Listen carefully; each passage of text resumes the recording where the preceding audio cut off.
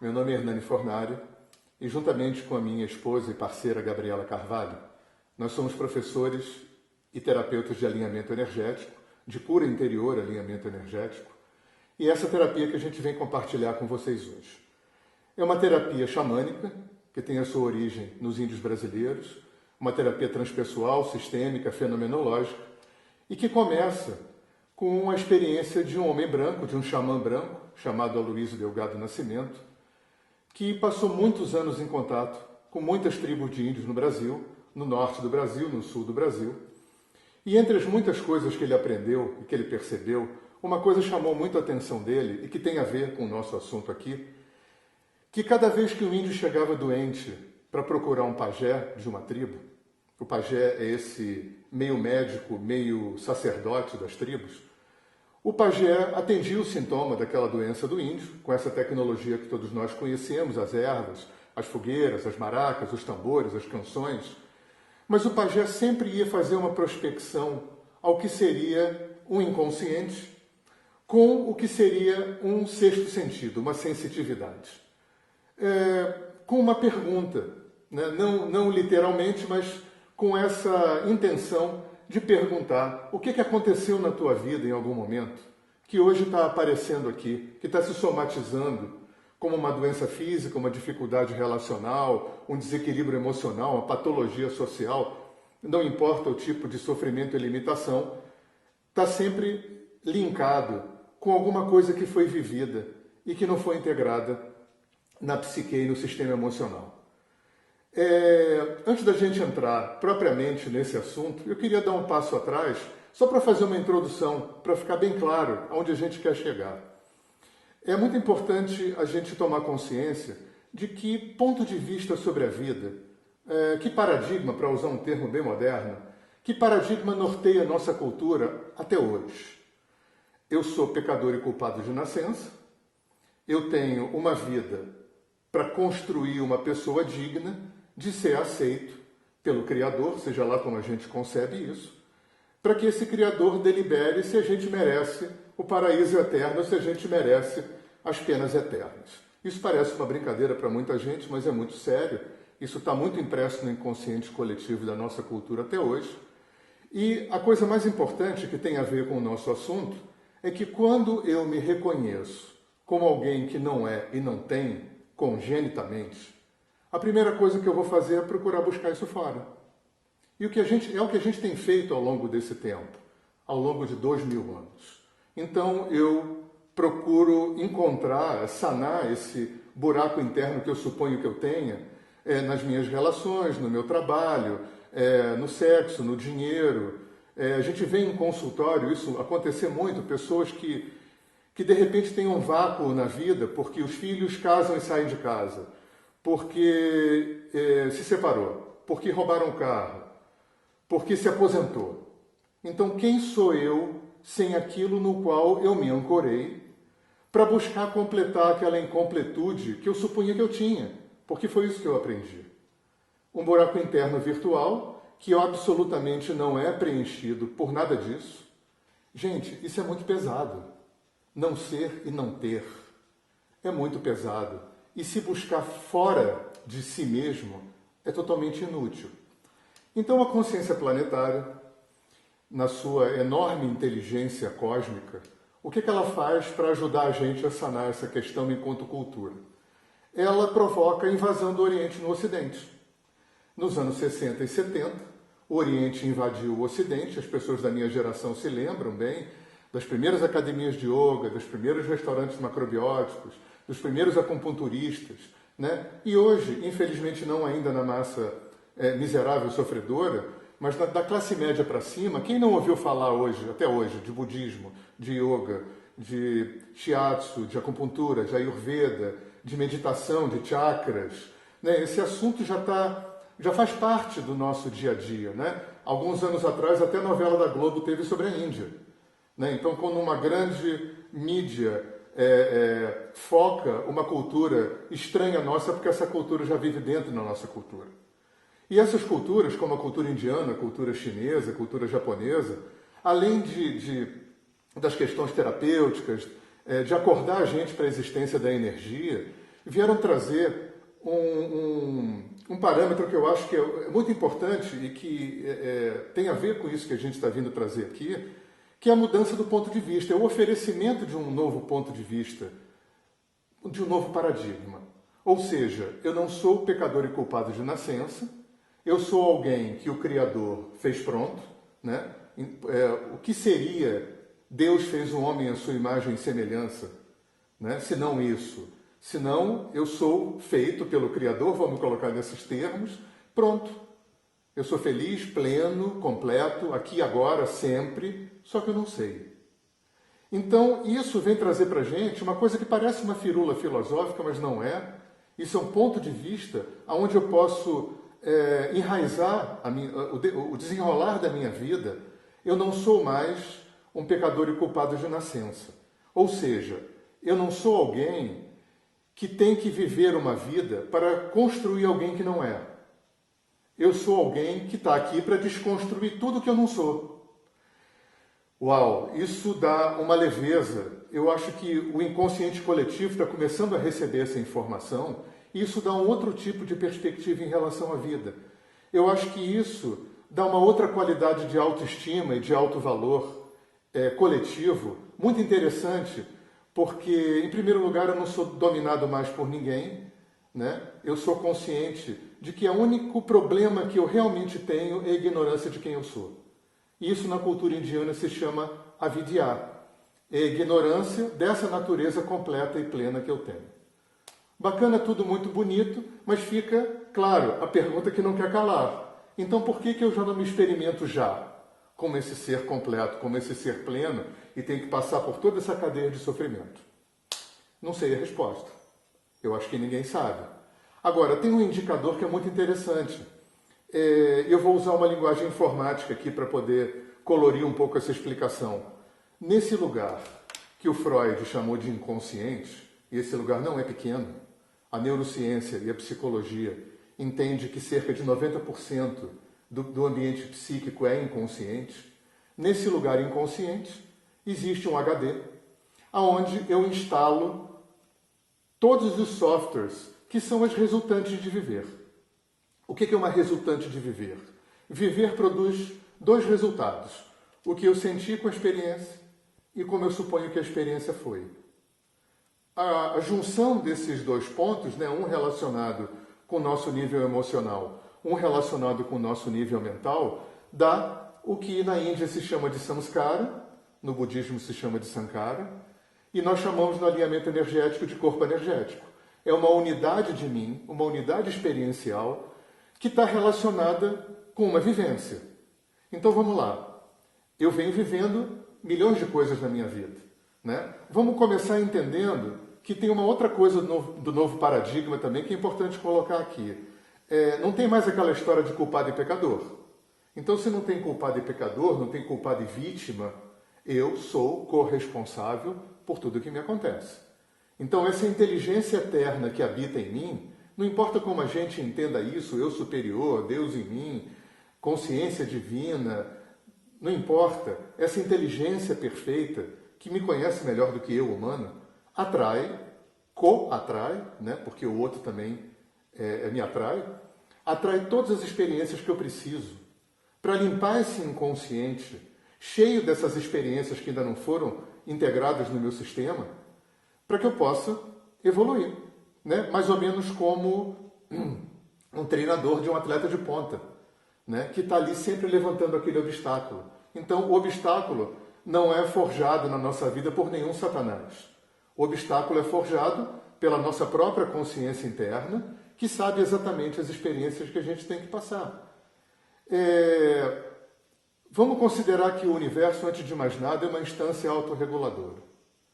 Então, a gente vive uma realidade na mão dupla, né? Lembra do yin e do yang, né? Negativo e positivo, não como polaridade, não como julgamento de valor, como um fio de luz, né? E esse balanceamento está sempre presente, esse movimento de homeostase no universo.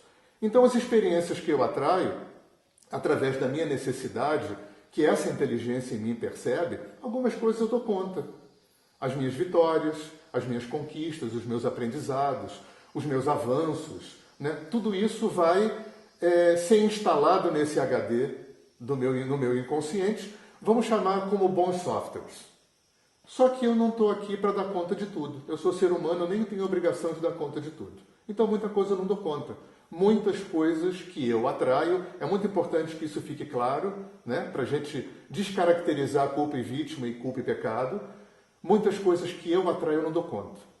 E essas coisas que eu não dou conta ficam numa lista de pendência, funcionando no nosso inconsciente como se fosse um software, com bug, com vírus, né? Dando bug, dando pau. E dando pau é o quê? É somatizando doença, atraindo para a minha vida perdas, dificuldades, traições, acidentes. Né? Lembra daquela história de pelo amor ou pela dor, que Jesus falava e que Kardec depois repetiu? É meio por aí. Né? A vida oferece, com certeza, antes da gente passar as coisas difíceis, a vida já ofereceu caminhos gentis para a gente poder equacionar essas questões.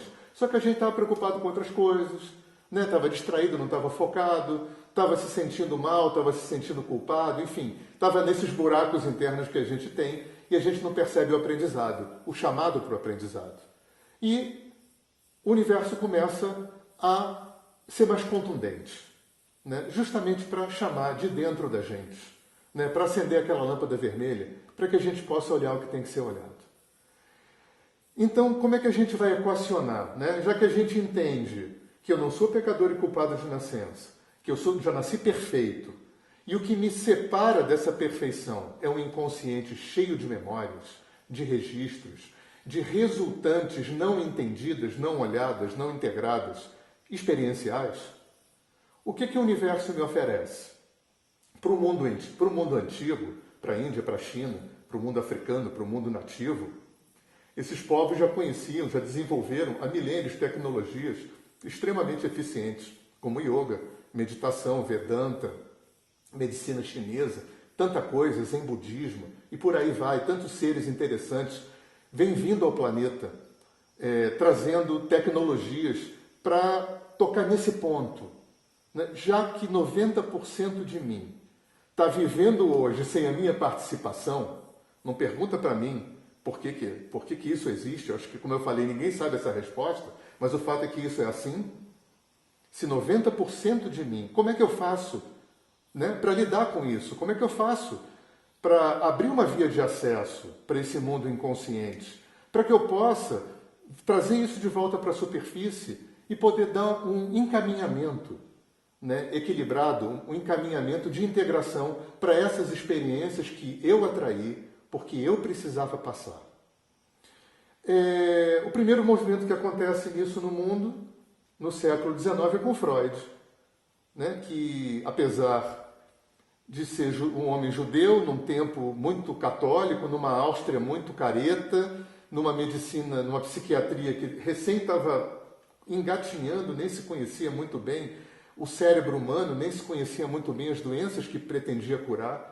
Esse homem, que foi um gigante, abre um portal gigantesco e traz para a superfície uma série de conhecimentos que já eram conhecidos do mundo antigo, né? Inconscientes, complexos, enfim, uma série de coisas que o Freud trouxe, extremamente importantes. Mas o Freud, o que ele dispunha para poder equacionar essa questão tão profunda no homem, eram 5 sentidos, uma mente racional e uma linguagem, que são ferramentas extremamente importantes para se resolver aqui no mundo tridimensional. A mente racional é extremamente importante, os 5 sentidos, a linguagem, são ferramentas riquíssimas para se virar na vida de relações, na vida profissional, né, na vida material humana. Mas quando você dá um mergulho para dentro desse mundo que é atemporal, que não é espacial, não está preso no mundo tridimensional, que é multidimensional, essas ferramentas não são exatamente as ferramentas mais adequadas. E ainda assim, o Freud abriu esse portal gigante. Então, enquanto estava o Freud na Áustria, né, abrindo esse portal, na França, um educador francês chamado Allan Kardec também abre um grande portal, né, denunciando para o mundo ocidental coisas que os povos antigos também estavam carecas de saber, né, sobre reencarnação, a possibilidade de comunicação com os mortos, e principalmente um assunto que tem a ver aqui com o nosso papo, que é a existência de um sexto sentido. Né? Isso ficou perdido na nossa cultura. A gente aprende 5 sentidos na escola, mas tem um sexto sentido, que Kardec chamou de mediunidade. Hoje a gente chama de paranormalidade, de sexto sentido, de sensitividade, de percepção extrasensorial, que Kardec, por razões dele, resolveu especializar isso para abrir uma via de acesso para o mundo desencarnado. Ok. E ficou, né? O mundo continuou.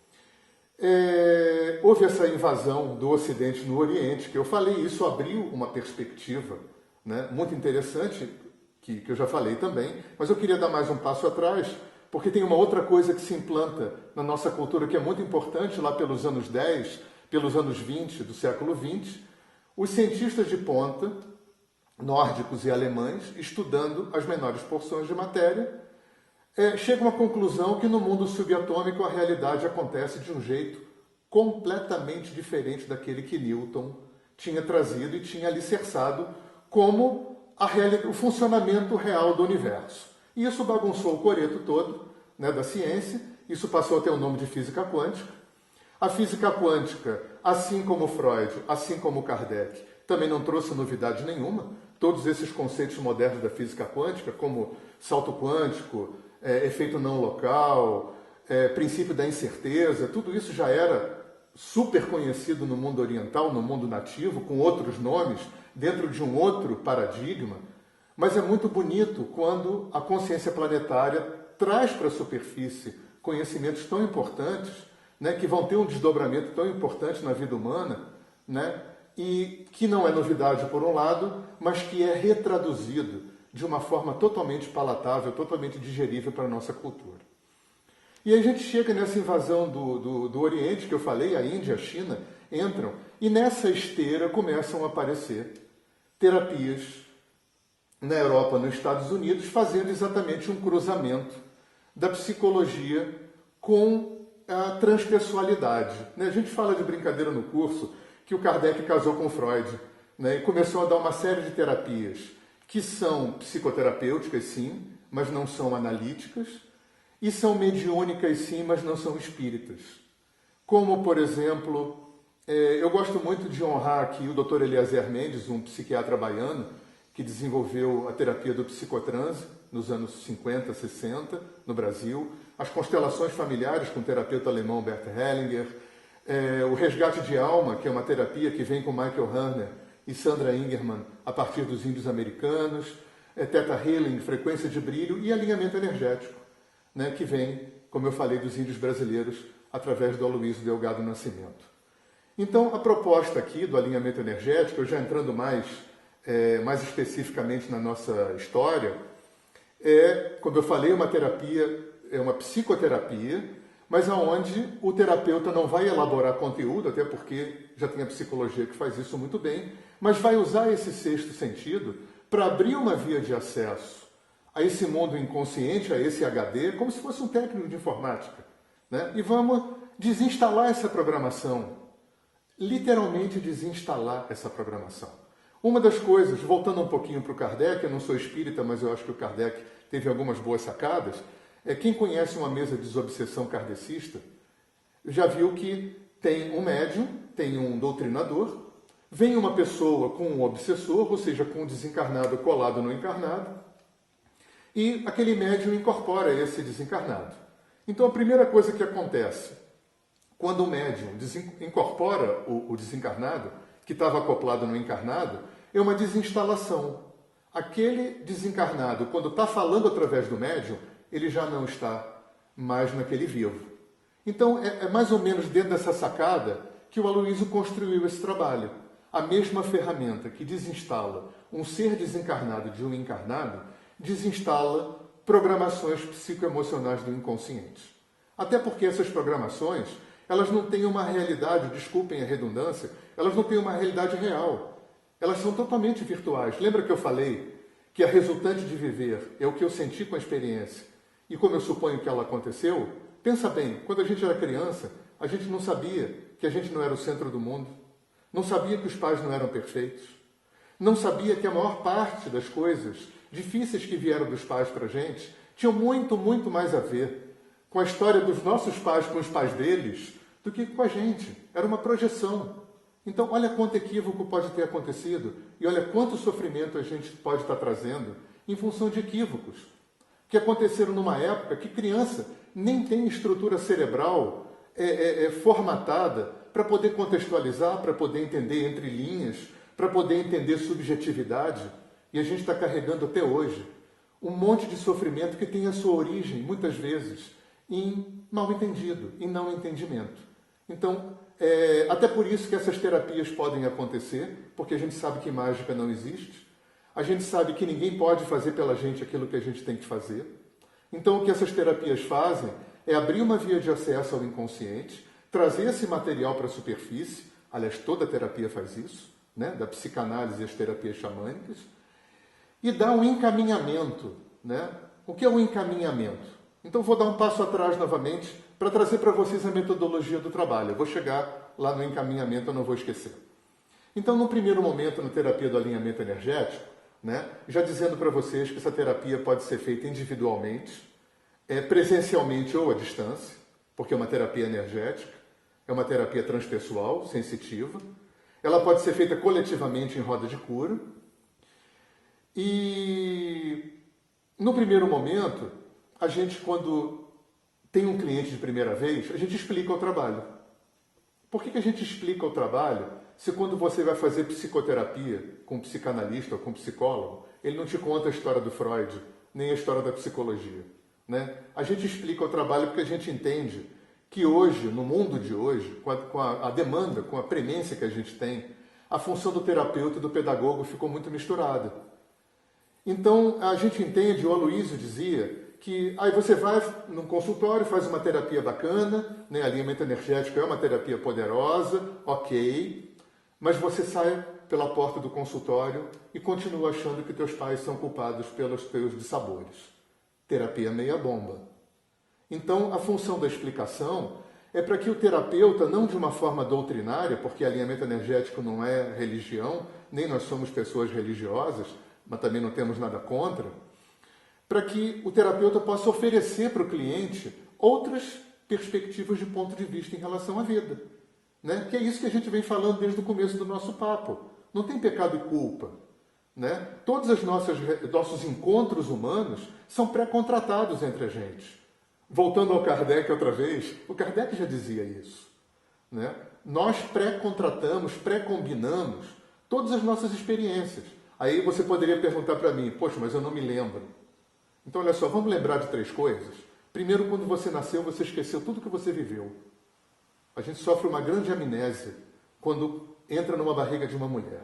Isso supondo que você acredita em reencarnação. Depois você dorme, o teu corpo dorme, mas você acorda em outra dimensão, encontra gente morta, gente viva, tua turma, teus mestres, vai trabalhar 1/3 da tua vida, você passa vivendo e não lembra porque acorda de manhã e esqueceu. E 90% de você é inconsciente. Isso eu já tinha falado antes. Então, fica claro que a nossa vida consciente é muito pequena. E pode ser que a gente combine e contrate todas as experiências que a gente tem que viver nessas ambiências que a gente esqueceu. Então tá. Não me perguntem mais uma vez por que é assim, porque eu não sei responder. Né? Então a gente vai e oferece esse tipo de pensamento, esse tipo de perspectiva para o cliente junto da explicação da metodologia do trabalho, para que ele, quando sair por aquela porta, ele possa levar com ele, além do resultado da terapia, uma outra perspectiva aberta de possibilidades que vão ajudar, inclusive, a alicerçar melhor os resultados dessa terapia que ele fez. Num segundo momento, a gente vai fazer uma leitura do campo do cliente. O que é uma leitura do campo? A gente vai ver o que o cliente trouxe além do que ele disse. Vamos lembrar que tem 90% de inconscientes e pode ser que nem tudo aquilo que o cliente disse que é a demanda dele seja. Pode ser que seja muito mais, pode ser que não seja nada daquilo. Então é muito importante eu dizer para vocês, na esteira dessa perspectiva, de que esse trabalho não é invasivo. Eu não acredito que ninguém possa invadir o campo de alguém para descobrir alguma coisa. Né? O trabalho não é divinatório. Eu, que não conheço nenhum terapeuta desse trabalho que tenha a capacidade de adivinhar futuro, e eu tenho lá as minhas reservas com isso. Eu acho que futuro eu estou desenvolvendo aqui, né? Eu tenho potencialidades, probabilidades, como a gente vê no mapa astrológico. E nessa leitura do campo, o terapeuta sensitivo vai acessar imagens, sentimentos, emoções, sensações que vêm do campo do cliente, que é disponibilizado pelo eu superior do cliente. E o terapeuta, sem conhecer o cliente, sem pretensão de adivinhar, vai estar devolvendo para o cliente a descrição intuitiva desse material.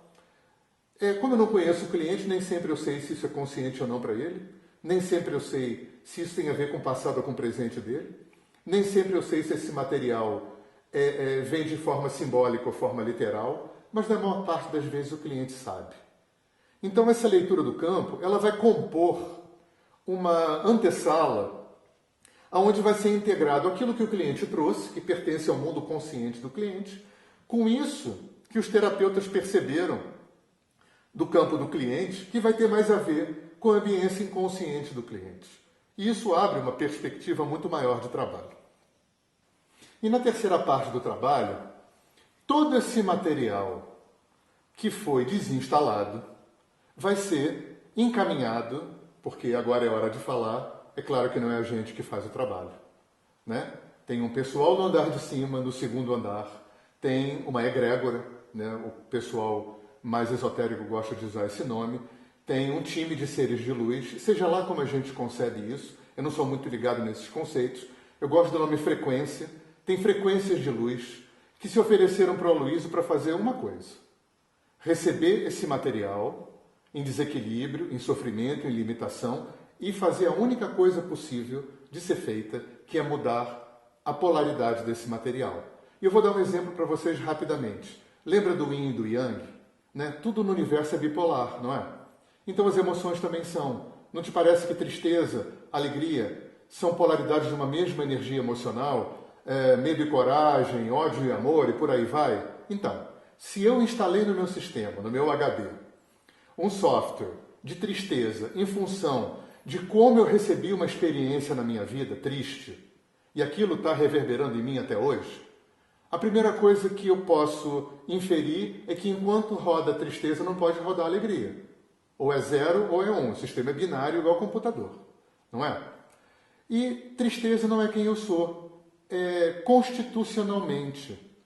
Alegria é quem eu sou constitucionalmente. E só por isso esse trabalho pode acontecer.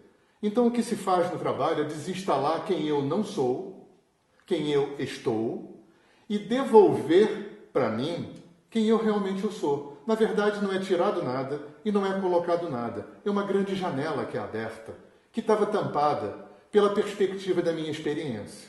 Né? Eu acho que essa é a forma mais compreensível e mais honesta de colocar. A gente fala essa coisa de desinstalar para ficar mais pedagógico.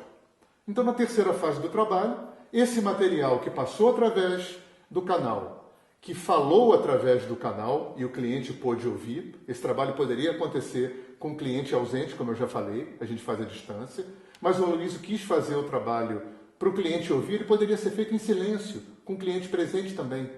Mas é tanto insight que acontece, tanta ficha que cai, com o cliente podendo ver de fora a expressão das suas dores, que é muito interessante que o trabalho seja dessa forma. Então esse material é encaminhado para essa dimensão que trabalha com alinhamento energético. Essa dimensão deu o nome para o Aloysio de Ministério de Cristo, embora não tenha nenhuma inferência, não tenha nenhuma relação com religião. Né? Eu acho que se o Aloysio tivesse nascido na Índia, seria Ministério de Buda ou Ministério de Krishna, né? É o Ministério com a dimensão da consciência crística. E essa frequência autorreguladora vai fazer exatamente isso mesmo, autorregular. E na última fase do trabalho, esse material, a síntese desse material em sofrimento transmutada, volta através do canal, ganha uma nova voz e traz para o cliente um password, que a gente chama de senha. Outras linhas chamam de mantra. Essa senha vai funcionar como uma espécie de PNL, né? Porque a gente não pode esquecer que o cérebro físico, né, o hardware, também participa do processo. Então, quando essa memória é desinstalada do sistema, O velho hardware fica sem função, né? Porque vias neurais precisaram ser, sinapses de neurônios precisaram ser construídas para poder rodar aquele software de sofrimento. Então, quando você desinstala, fica um hardware sem software. E quando esse novo software, né, sem bug e sem vírus, volta para ser instalado no HD, esse software não encontra um hardware, porque o tempo do cérebro é cronológico, né? Não é um chip que você instala e liga na tomada. Então precisa de um tempo biológico para que uma nova via neural seja construída para poder dar hardware para essa nova programação que veio para rodar, né? Que é quem você sempre foi, né? Por mais absurdo que isso possa parecer.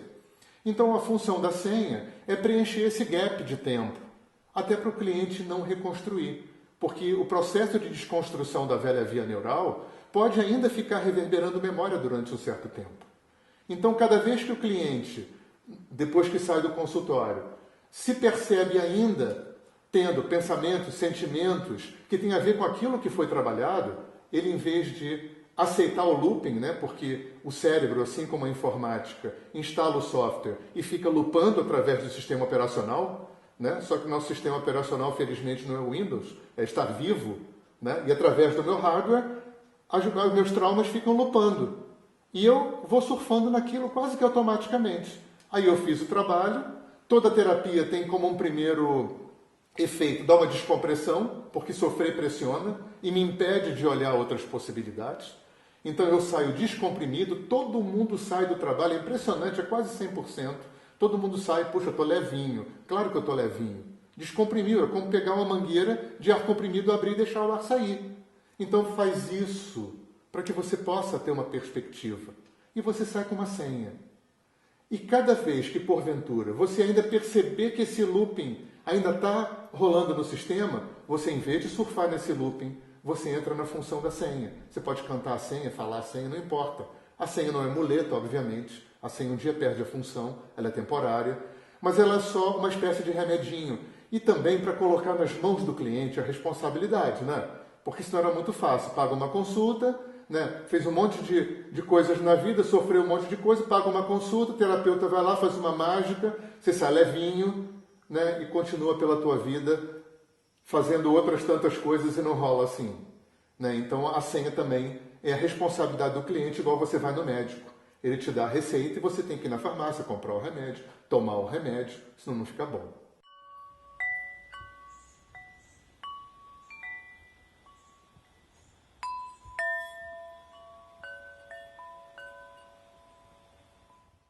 Bem, agora que você já conhece um pouco do embasamento do trabalho, vamos falar um pouquinho da parte prática. Gabriela e eu ministramos cursos de formação de terapeutas de cura interior, alinhamento energético e atendimentos. Vou falar um pouquinho dos cursos. Esses cursos acontecem normalmente em 2 formatos. O formato que a gente chama de regular, em geral acontece no Rio de Janeiro, 5 meses, um fim de semana por mês, são 80 horas aula. E o outro formato são cursos de 7 a 9 dias em sistema de imersão, que em geral acontecem em outros estados, principalmente em São Paulo. Nos carnavais também a gente dá esse curso no Rio, e nos lugares na natureza, lugares maravilhosos. E uma coisa importante de falar para vocês, que sempre nos perguntam, não é necessário querer ser terapeuta para fazer esse curso. Muita gente faz esse curso para fazer um trabalho interno, porque durante o curso se trabalha muito, se faz um trabalho interno muito grande, muito profundo, e muita gente sai do curso muito maravilhada com essa capacidade de tanta transformação que o simples fato de fazer o curso proporciona. Nesse curso a gente vai aprender as funções do terapeuta canalizador, do terapeuta dirigente. Você vai aprender a fazer o trabalho em dupla, trabalhando com 2 terapeutas e trabalhando sozinho, fazendo o trabalho solo. A gente vai aprender a fazer alinhamento energético de outras pessoas presencialmente e à distância. A gente vai aprender a fazer alinhamento energético de casas e empresas, de animais, de árvores, de plantas, de qualquer coisa, porque a gente parte do princípio que tudo é vivo.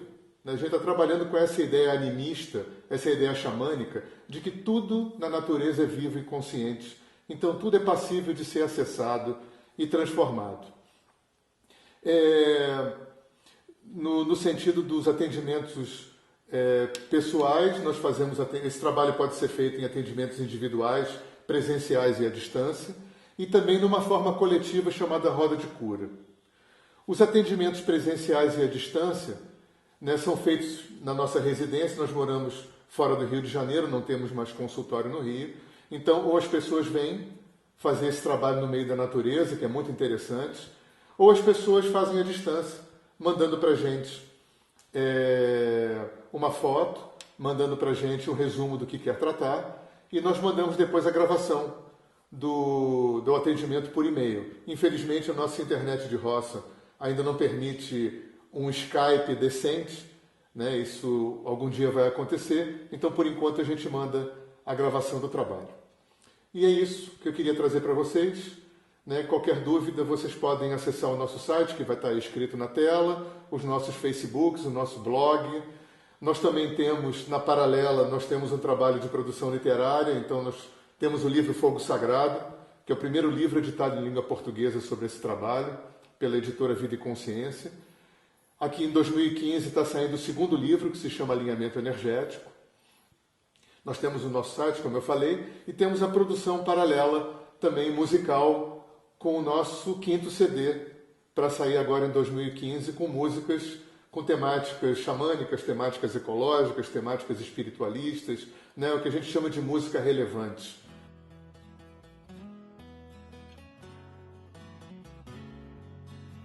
Eu queria terminar agradecendo, porque eu acho que a gratidão devia ser o resultado de todas as nossas ações. Eu queria agradecer ao Ministério de Cristo, a essa egrégora que dá suporte ao nosso trabalho, ao Aloysio Delgado Nascimento, também chamado hoje de xamã de Oralen, que trouxe esse trabalho, que precipitou esse trabalho para o planeta. Queria agradecer a Mônica Oliveira, que me ensinou esse trabalho. Agradecer a minha esposa e parceira, Gabriela Carvalho, que está sempre do meu lado, dando esse suporte no trabalho. Agradecer aos queridos videomakers, né, que fizeram esse filme, a Camila e o Caio. E agradecer a todos os nossos clientes, todos os nossos alunos, todos os terapeutas formados, que estão ajudando a disseminar como uma teia esse trabalho pelo mundo. Muito grato. Namastê. Só pra alegria e leveza em meu rosto, limpa bem meu caminho, que eu não me sinta sozinho. Vento do oeste cura o meu feminino e o meu inconsciente multidimensionalmente. Abre o meu canal para todo o universo, força e delicadeza, caminhando em beleza. Vento do norte vem da ancestralidade dos meus mestres e guias, da pura sabedoria. O fim de um ciclo inicia outra era, é a roda do samsara, é o grande mistério.